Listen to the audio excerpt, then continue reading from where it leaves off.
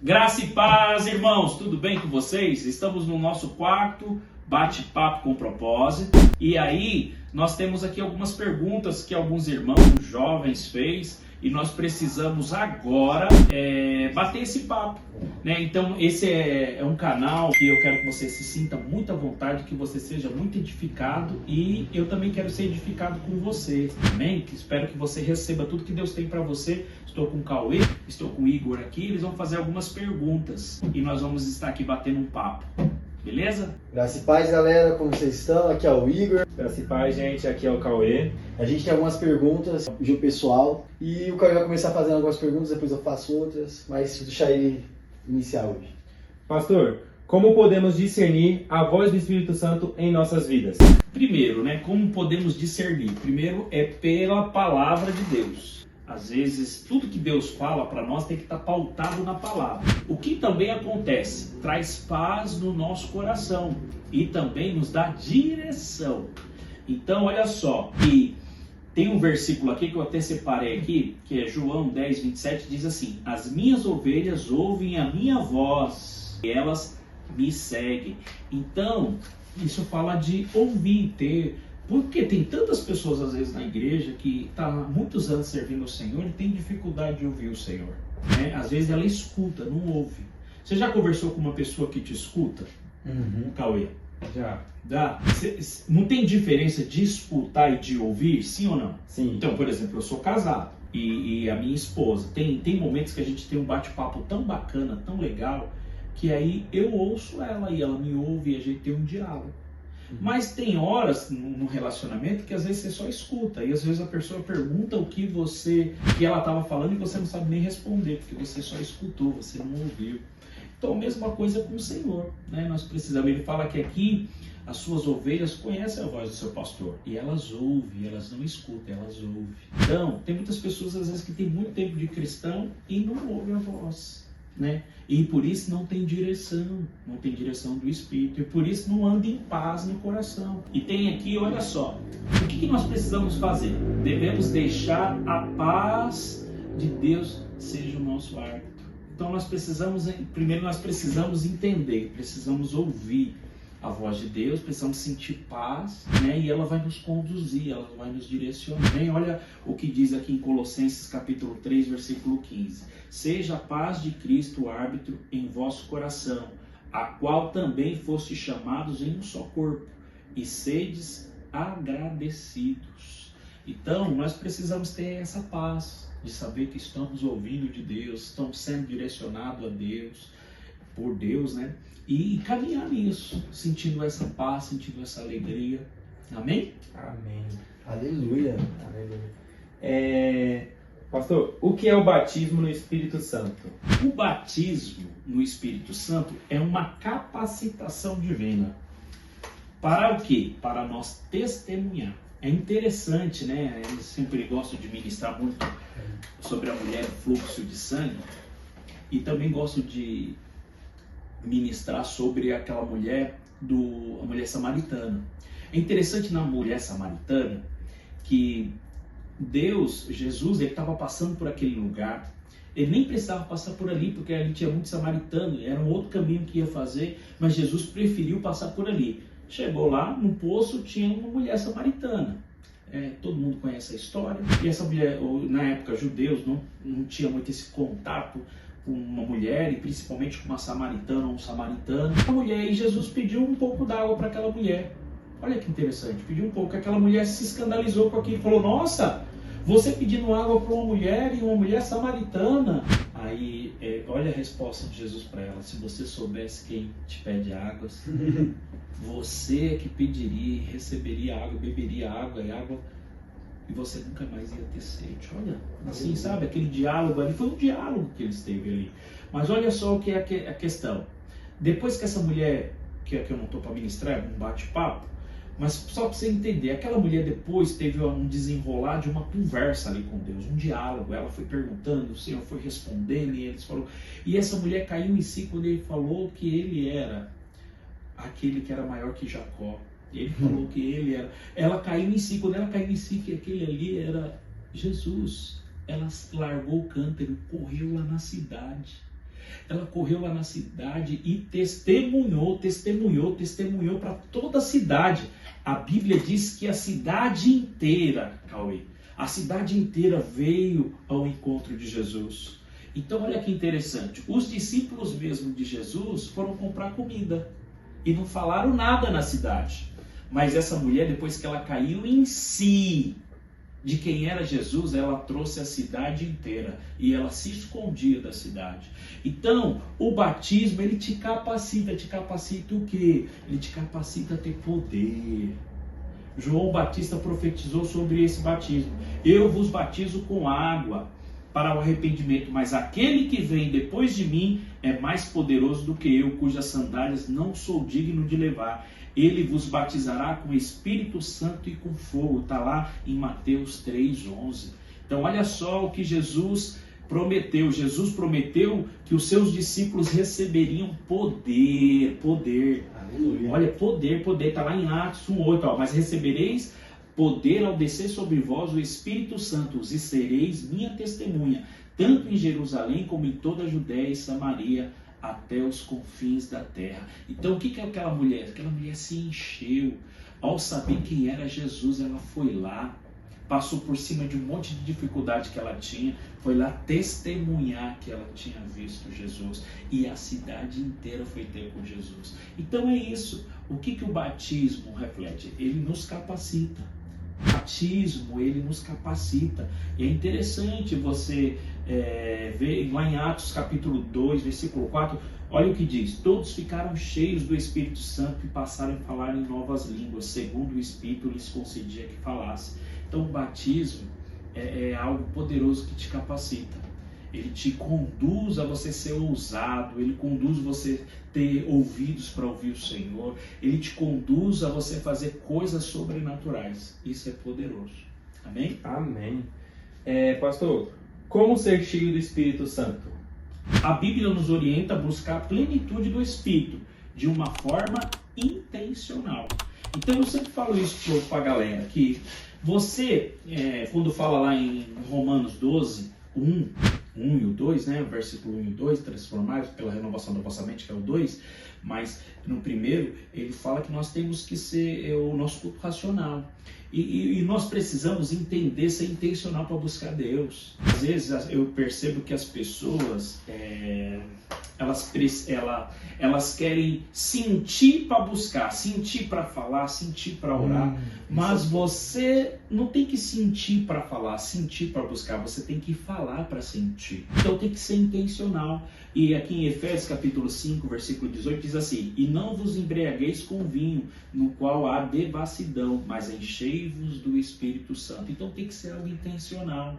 Eu sempre falo para a galera que eu cuido, para todas as comunhão que for fazer comunhão com propósito. E o que é essa comunhão com propósito? Comunhão com propósito é você... Qual é o propósito? O propósito é Cristo. Então, por exemplo, vou fazer um churrasco, vou fazer um jantar, vou fazer... Não pode só fazer o jantar por jantar, não pode fazer o churrasco por churrasco. Tem que ter uma palavra de Deus, tem que ter um louvor, uma adoração, tem que ter um momento de falar que o significado daquele churrasco, que o significado daquele jantar é a presença e a glória de Deus. Então, quando você faz isso,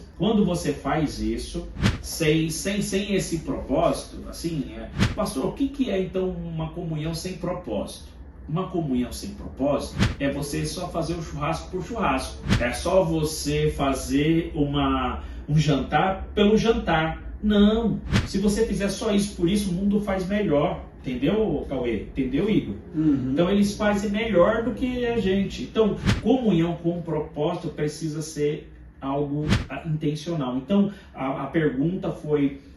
falando sobre como ser cheio do Espírito Santo. Você precisa ser intencional, amém? Amém. Amém? Amém. Então não tem como eu querer ser cheio do Espírito sem ser intencional. Tem que buscar. Tem que buscar. Você não tem que sentir para falar, você tem que falar para sentir. Agora falar o quê?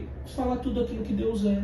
Aleluia. Então, ó, um exemplo, né? Às vezes você acorda de manhã, a Bíblia fala que você tem que buscar, que você tem que tomar posse de tudo que Ele é, que Ele pode, que Ele tem a seu respeito. Então, por exemplo, você acorda de manhã, tem dia que você acorda bem, feliz, alegre, né? Mas tem dia que você acorda meio xoxo. E aí nesse dia, e não todos os dias, na verdade, você deveria fazer isso, mas muito mais nesse dia, de declarar Salmo 23, o Senhor é o meu pastor e nada me faltará. Não me faltará alegria, porque o Senhor é a minha alegria. Aleluia. Não me faltará poder, porque o Senhor é o poder na minha vida. Não me faltará provisão, porque o Senhor é a minha provisão. Então quando você começa a declarar isso, olha que da hora, Cauê. Você não está sentindo, mas você está declarando. A partir do momento que você começa a declarar, você começa a sentir. Você começa a se sentir amado, você começa a se sentir suprido, você começa a se sentir cheio do Espírito Santo de Deus. Aleluia, amém. Agora tem uma pergunta também, pastor, muito interessante.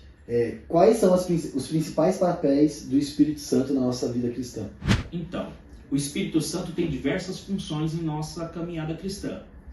Ensinar, primeiramente, ensinar a lembrar as palavras de Jesus. Essa é a primeira. Então olha só lá em João 14, 26 o que diz. Mas o Consolador, o Espírito Santo, a quem o Pai enviará em meu nome, esse vos ensinará todas as coisas e vos fará lembrar de tudo que vos tenho dito. Olha só. Então ele faz lembrar. Mas ele também é só lembrar, pastor? Não, ele também te guia. Ele guia em toda a verdade. Olha lá o que diz em João 16, verso 13. Quando vier, porém, o Espírito da verdade, ele vos guiará a toda a verdade, porque não falará por si mesmo, mas dirá tudo o que tiver ouvido e vos anunciará as coisas que hão de vir. Então, olha só, ele também vai te guiar, né? Ele vai te direcionar. Amém? Amém. E olha só, e também tem mais. Ele também veio para convencer do pecado, do pecado, justiça e do juízo.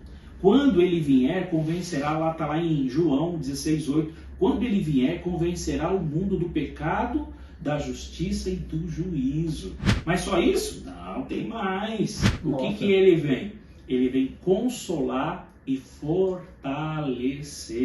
Amém? Aleluia. Olha só lá o que diz em João 14:16. Eu rogarei ao Pai e ele vos dará outro consolador para que esteja convosco para sempre. Por isso que é interessante, a gente sempre está trocando ideia no culto ou depois do culto, e eu sempre tenho falado, né? Que nós somos casa de Deus, a Bíblia nos diz isso. Nós somos casa de Deus, nós somos templo do Espírito Santo. Não tem como Deus estar mais perto de você do que Ele já está, Ele está dentro de você.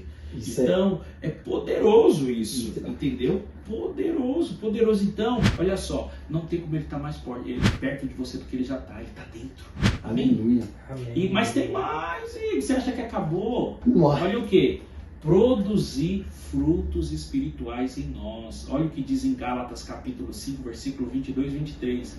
Mas o fruto do Espírito é amor, alegria, paz, longanimidade, benignidade, bondade, fidelidade, mansidão, domínio próprio. Contra estas coisas não há lei. Então é isso, ele nos traz equilíbrio. Amém? Aleluia, amém. O fruto dele o fruto dele, é tudo isso. É alegria, é paz, é longanimidade, benignidade, bondade, fidelidade, mansidão, domínio próprio. Então, por isso que existe esse processo, porque nesse processo você vai aprendendo a amar, aprendendo a perdoar, e isso vai fluindo o Espírito dentro de você. Amém? Amém. Pastor, agora a última pergunta é um pouco polêmica. Tem algumas denominações que falam que não pode, que não tem como, né? Mas vou fazer logo a pergunta e o senhor responde. Pastor, posso ser batizado no Espírito Santo, do Espírito Santo antes de ser batizado nas águas? Sim! Sim! Sim! A Bíblia nos dá exemplo de Cornélio e a sua casa, que receberam o Espírito Santo antes de serem batizados nas águas. Olha lá o que diz lá em Atos, quem quiser ver, você que está me assistindo, quiser ver, quiser consultar, está lá em Atos, capítulo 10, versículo 44 ao 48. Diz assim: ainda Pedro falava estas coisas quando caiu o Espírito Santo sobre todos os que ouviam. a palavra, pois os ouviam falando em línguas e engrandecendo a Deus. Então Pedro declarou: pode alguém recusar a água para que não sejam batizados? Estes que, assim como nós, receberam o Espírito Santo, ordenou que fossem batizados em nome de Jesus Cristo. Olha que interessante. Cornélio era um gentil, né? Era um soldado. E aí ele começou a ter sonhos. E ele não era um judeu. E aí ele sentiu e falou para Pedro. E Pedro, no primeiro momento, não quis ir lá visitar Cornélio, porque ele era um soldado, na verdade uma patente alta e tudo. E aí Deus começou a falar com ele. Deus começou a falar com ele no sonho e tudo. E ele foi lá e falou e o Senhor falou: vai lá. E ele foi lá na casa de Cornélio, na família, e aí Pedro, meio com aquela resistência, porque Pedro falava que achava que não merecia e tal. Deus falou lá. E quando chegou lá, ao Pedro começar a falar para aqueles gentios, eram pessoas que não eram cristãs, eles começaram a falar em novas línguas e tudo. E aí Pedro começa a falar o que nós lemos aqui. Como que pode essas pessoas serem batizadas sem nem ter sido batizadas nas águas? Então aqui está o respaldo bíblico. Outra coisa, eu posso falar de mim. Então, por exemplo, eu fui para o encontro com Deus. E no meu encontro com Deus, eu participei de todo o período. E a palavra do batismo do Espírito Santo era a última. E tinha a palavra do batismo das águas. Na palavra do batismo das águas, eu não me levantei a mão para me batizar nas águas. Eu acho que do meu quarto eu fui o único que não levantei as mãos. E aí olha que interessante.